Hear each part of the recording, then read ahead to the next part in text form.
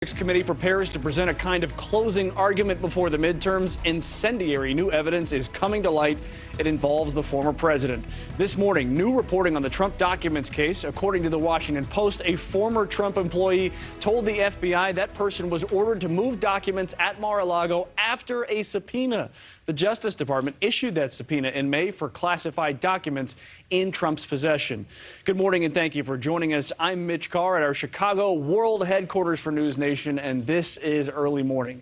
These allegations could shake up the Special Master and Department of Justice investigation into the former president's handling of classified information. Let's go straight to NewsNation D.C. correspondent Joe Khalil for the latest on that. Good morning, Joe.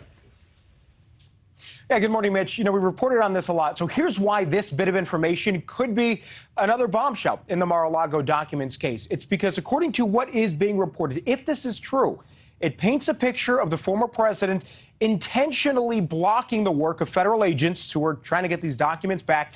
And it says there is video evidence and witness evidence to prove it. So let's get into what was first reported by the Washington Post just yesterday. They say that a former employee at Mar-a-Lago told federal agents that after Trump received a subpoena requiring he return these documents, and remember, more than 100 of them were marked classified or top secret, the former president directed this employee to instead move these documents, move these records into Trump's residence at Mar-a-Lago, and attempt to hide them.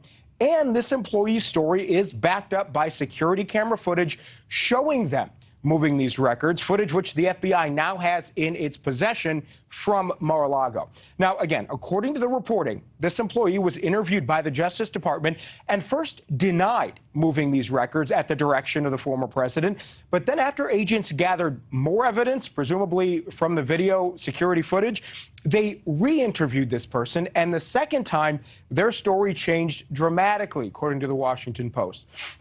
Now, former President Trump did respond to this on Truth Social, not denying the allegation, but making the case that he doesn't believe that a crime was committed. So we're going to put it up for you in full. Here's what the former president said here. It says, quote, "There is no crime having to do with the storage of documents at Mar-a-Lago, only in the minds of the radical left lunatics who are destroying our country and were just forced by the courts to give me back much of what they took or stole during their unprecedented and unnecessary break-in of my home.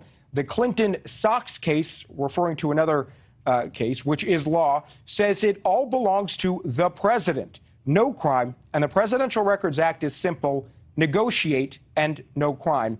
These people are crazy. Now, we just want to be clear, the courts have not at any point ruled that these documents are going back to the former president.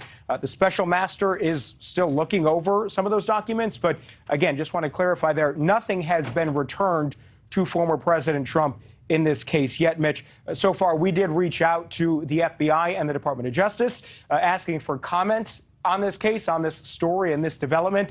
So far, no response from either of those agencies. Mitch. This story, it's the gift that keeps on giving. Joe Khalil, thank you for that. We're going to see you later in the show. Also making headlines, Florida Governor. Thanks for watching. Go to newsnationnow.com to find NewsNation in your cable lineup. And don't forget to click the red subscribe button below to get more of NewsNation's fact-based, unbiased coverage.